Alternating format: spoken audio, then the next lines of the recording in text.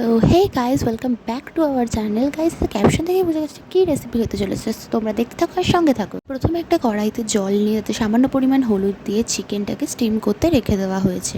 আর তার সাথে দেওয়া হয়েছে পেঁয়াজ, রসুন, টমেটো আর কয়েকটা আলু। এরপর একটা কড়াইতে সর্ষের তেল নিয়ে তাতে নুন আর হলুদ দিয়ে আলুগুলোকে ভালো করে ভেজে নিতে হবে।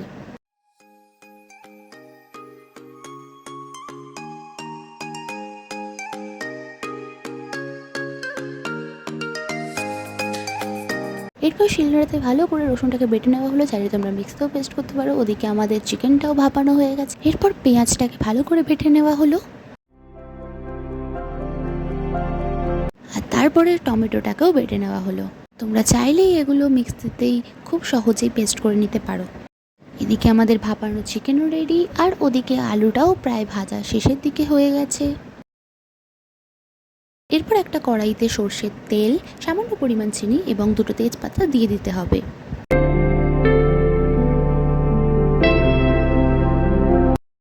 তারপর পেঁয়াজ বাটা, টমেটো বাটা, রসুন বাটা, লঙ্কার গুঁড়ো, হলুদ গুঁড়ো, নুন এবং সামান্য পরিমাণ চিনি সেই তেলের মধ্যে দিয়ে দিতে হবে। এরপর তেলের মধ্যে দিয়ে সেটিকে ভালো করে নাড়তে হবে এবং তারপর সামান্য পরিমাণ তাতে জল দিয়ে দিতে হবে।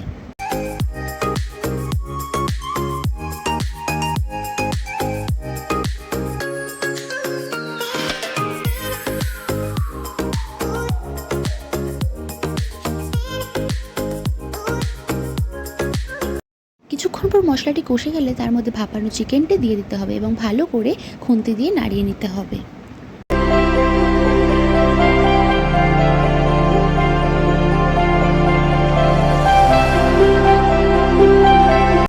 তারপর সেটিকে একটু নাড়িয়ে নেওয়ার পর ঢাকনা দিয়ে দিতে হবে।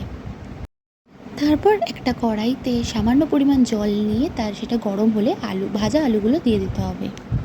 এরপর তার মধ্যে সেই গরম জলটি দিয়ে দিতে হবে এবং সেটিকে ঢাকনা দিয়ে কিছুক্ষণের জন্য কষতে দিতে রেখে দিতে হবে।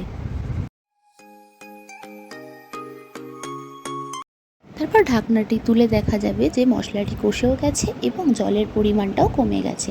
গাইস, কালারটা দেখেছো? মানে জিভে জল চলে আসছে, এখনই খেতে ইচ্ছা করছে লিটারেলি। তারপর আবার সেটিকে খুন্তি দিয়ে ভালো করে নাড়িয়ে নিয়ে কিছুক্ষণের জন্য আবার ঢাকনা দিয়ে রেখে দিতে হবে।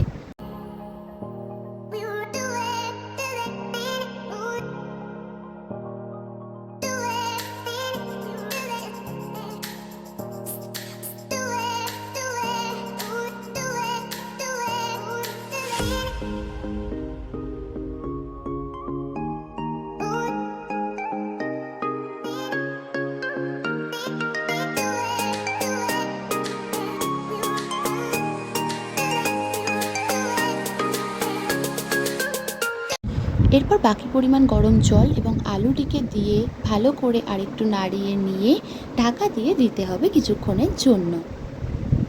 এরপর ঢাকনাটি খুলে দিয়ে তার মধ্যে একটু শাহি গরম মশলা ছড়িয়ে দিলেই আমাদের এই সুন্দর চিকেন কষাটা রেডি। আর হ্যাঁ, ভালো লাগলে অবশ্যই like, comment, share and subscribe করে দিও। এরকম অনেক ভিডিও তোমাদের জন্য আসতে চলেছে।